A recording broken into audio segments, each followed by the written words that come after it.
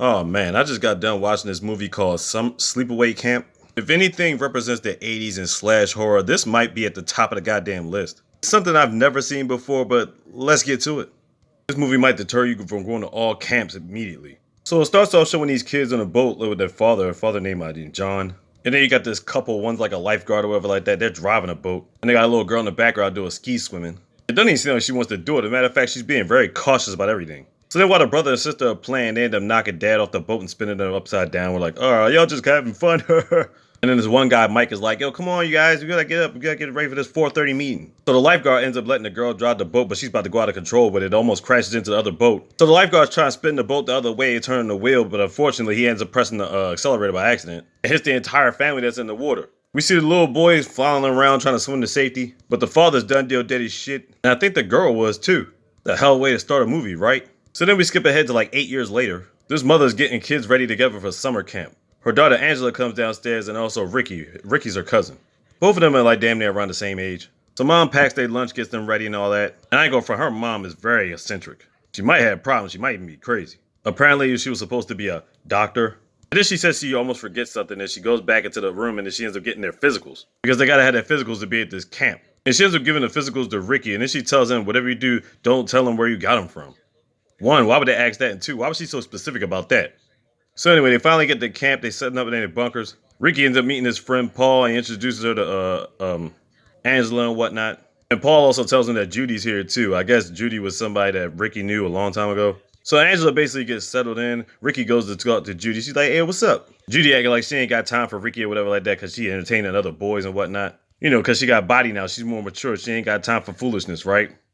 So anyway, Ricki's looking at her like, all right, whatever. So then they meet the counselors. They meet this one counselor by the name of Meg. You can tell Meg and Judy are tight because she on some shit too. Now another counselor there is named Susan. She's pretty cool. She's just there, you know, doing her job, helping out people and whatnot. Now it's time for everybody to grab lunch. Now you got these 5 dudes that work in the lunchroom, whatever like that. There's one guy by the name of Artie. You can tell right off the back, he looks like a fucking pedophile. Talking about, yeah, we got a lot of young talent coming in here this year. Now when they're in the lunchroom, Angela's just like, you know, just sitting there. Judy's picking with her. Meg starts picking with her and shit. Now the thing is, Angela hasn't talked to anybody since she's been there. And all they trying to do is basically get her to talk. She ain't eating nothing there either. So then comes Ronnie. He's another camp counselor. He's a cool one too. And trust me, Ronnie and Susan are the only 2 cool counselors in this whole fucking department. So basically she hadn't been eating like that. Ronnie introduces Angela to Artie. He's gonna make sure that she gets something to eat or whatever. Then all of a sudden Ronnie ends up taking a phone call and leaves Angela there with Artie. Now they go into the back rock room or whatever. Then they go to the back room. All of a sudden Artie's trying to give Angie the meats for real. I'm like, what the fuck is wrong with this guy? But Ricki was asking around where her cousin was at, whatever like that. And luckily he came back there just in the nick of time. Artie's like, yeah, don't tell nobody about this shit, man. You know what I'm saying? So this dude was about to be on some pedophilia shit in broad daylight during lunch. Like, really? I mean, it's bad enough you're doing it in general, but like in a crowded fucking lunchroom, like the fuck? So later on, apparently he goes back to fixing the food. He's about to fix some corn. And he's got this like big ass pot, which is waiting for the water to boil or whatever like that. He's putting salt in it and stuff like that. And he needs to get a stool for it. Well, he ends up getting a chair. So while he's doing that, all we see is hands and somebody ends up pulling a stool out from under him and he ends up pulling the whole freaking thing up on him. Spilling the hot water all over his body and his face. He's got like multiple degree burns. His face starts burning up. And they gotta take him up out of there. Ambulance coming in, all that. Not gonna lie, I don't feel bad for him. I mean, like, you know, it is what it is. That's just karma hitting his ass. But the question is, who did it? So later on, we got Ricki and his boys. He got a bunch of his dudes, you know what I'm saying? It's not just him and Paul. And they about to play baseball with some other niggas. They about to wax that ass. They get in the baseball field, and they end up whipping candy ass 9-6. So then afterwards, they got this little dance social thing. So you know the niggas mad, they heated, they hating. So a couple of them see Angela all alone there and they'll start talking to Angela. Then they trying to talk to her, but they basically really just trying to get her to talk, period. Then they start making fun of her, and then Ricki comes over there. You already know what time it is there. Ricki ends up beefing with one of the dudes. They about to break up the fight. Everybody start beefing. Anyway, the juvenile delinquent niggas, they trying to get a bunch of girls or whatever like that to go swimming with them late at night. They ain't able to do it. They all just go in there swimming by themselves. Now, the one dude that was trying to talk to Angela is a dude by the name of Kenny. He was getting high with one of his dudes, but he's waiting for this another girl so they can go canoeing together. They go canoeing he goes canoeing with this girl that she ends up talking about. He's like, yeah, you know there's snakes and all types of turtles in this water, blah, blah, blah, right? And he ends up rocking the boat and flips the whole canoe over for like no reason. She swims back to shore. He goes under the canoe so he could be up top of it. So like he's under the canoe, right? So then somebody else pops up in there with the canoe. He's like, hey, what are you doing here? And whoever the person is ends up drowning his ass. I'm like, who the fuck is drowning this nigga? No, the rest of his boys dipped off because they think he's just playing around or whatever. Next day, one of the counselors comes through, sees all this ruckus or whatever like that. Then he flips over the boat and finds Kenny dead as shit. Freaking snake was coming out of his mouth. All right, so this guy named Mr. Mel, he basically runs the camp or whatever like that. Now he's there talking to the officer. He's trying to like smooth the situation out. It seemed like Ronnie was trying to tell the cops something, but he's like, yo, chill out. So every time a situation comes up, Mr. Mel tries to like smooth it over, I guess. Because apparently if too much crazy ass publicity comes out about this stuff, then, you know what I'm saying, he's not gonna be able to get parents to even come to, you know, camp, to bring their kids to camp and stuff like that. Too much negative publicity and all that, and that'd be the thing to do it. So then we get this one scene where Paul's trying to talk to Angie, you know what I'm saying? He's just telling stories and situations about him and how Ricki used to do stuff, whatever like that. And then Angela actually says goodnight to him. That's the first time she spoke any words to anybody else other than Ricki. So basically at that point, Paul feels like he's got a chance. And Judy's over there looking at Angie just hating and shit. I'm like, why is you hating? You can get like 20 other people. Like she gets to talk to one person, you gotta be hating on that shit. So basically it gets to a point where Judy gets in her face and starts fucking with her. And then on top of that, Meg starts bothering her. I'm like, damn, Meg, you're supposed to be a counselor. Why are you picking with people like you a kindergartner, a kid or something? Then the funny thing about these campers, some of them look like they're about 13. They should actually be in camp. Other of them look like they could be damn near 25 or 30. Not including the camp counselors. It's like the fuck? So Paul and Angie are getting closer and whatnot. He ends up taking her to see a movie. They end up holding hands and stuff. It's like, oh, that's so sweet. Then he tries to kiss her. Then he tries to kiss her twice. That's when she goes back to her cabin. She's like, look, I gotta go. So he's probably thinking to himself, is she playing hard to get or did she just not want that yet? And throughout that whole time, Judy is fucking with Paul because she really wants him. I don't know if she really wants him or not, or just doesn't want her fucking with Angie. Then you got this one scene where Judy goes off on Angie. She's trying to figure out why she doesn't shower with the rest of us and all this stuff. Then she tells her like it's probably because she ain't hit puberty yet. I'm just like, what the fuck? She starts going off, then she tells Susan to fuck off, and Susan slaps the shit out of her and she goes off. It's crazy. But if it ain't Paul or it's not Ricki, then like Angie's mugging everybody else. She mugging. Then we get this one scene where the delinquents are up on like a rooftop, but they're just throwing water balloons and shit. I'm like, how did they ever get on the damn roof? One of them ends up throwing a water balloon at Angie, and then Ricki comes out of nowhere.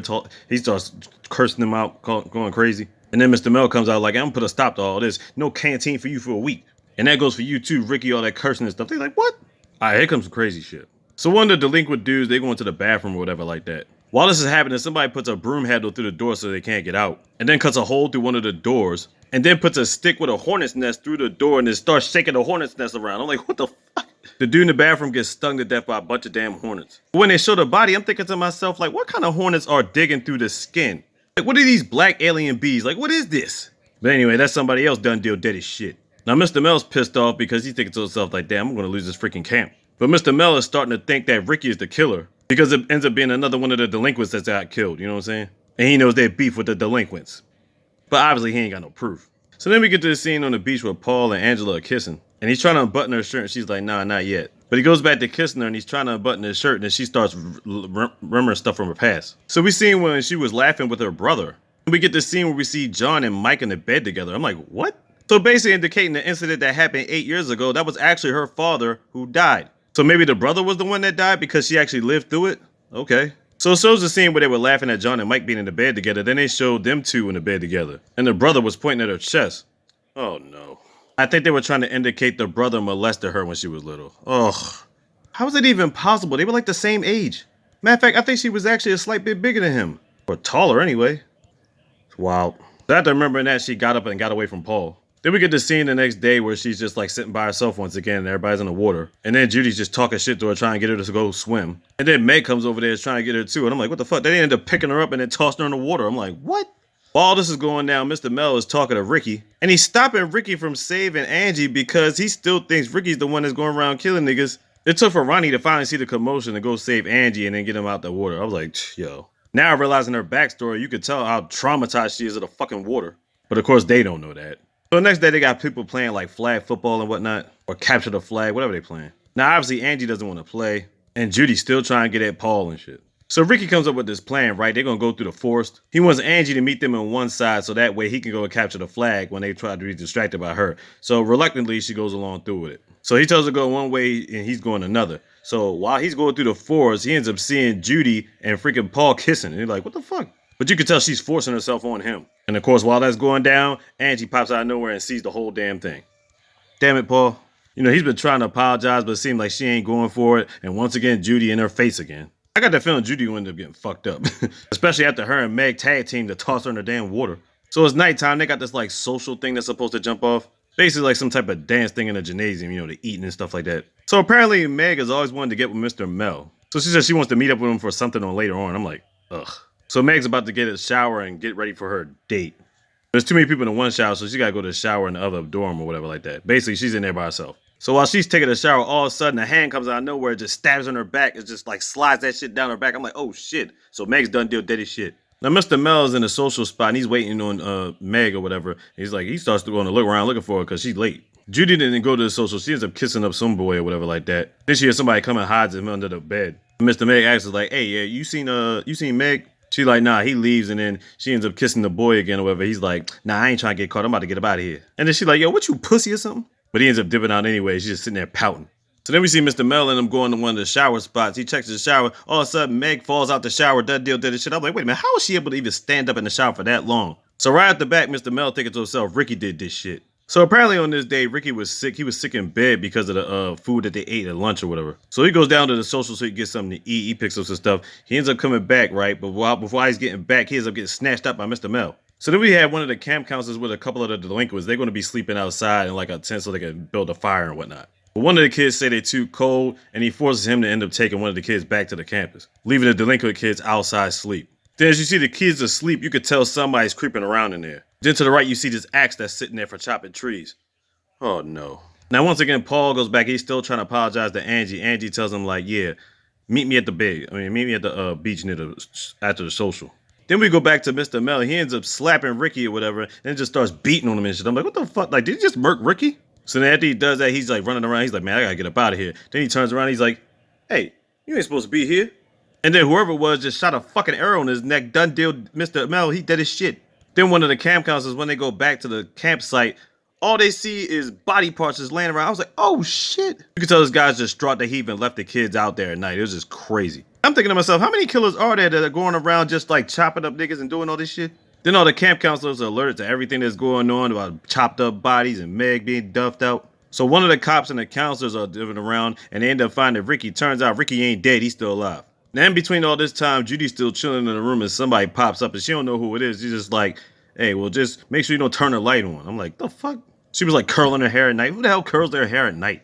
So whoever the person is just comes into the room and she's like, yeah, well, what do you want? And he or she ends up slapping the shit out of her. Then he puts a pillow over her head like he's about to choke her out. So all of a sudden you see the curling iron and you're like, where is this person going to put this curling iron? And they start putting it lower. I'm like, oh no. This person ends up burning this girl's hoo-ha with a fucking curling iron and done deals her as she's dead as shit. They didn't show it, but I'm pretty sure it's worse when they don't show it. Fucking sick, man. So now we get to the beach where Paul is at, and then all of a sudden, Angie pops up.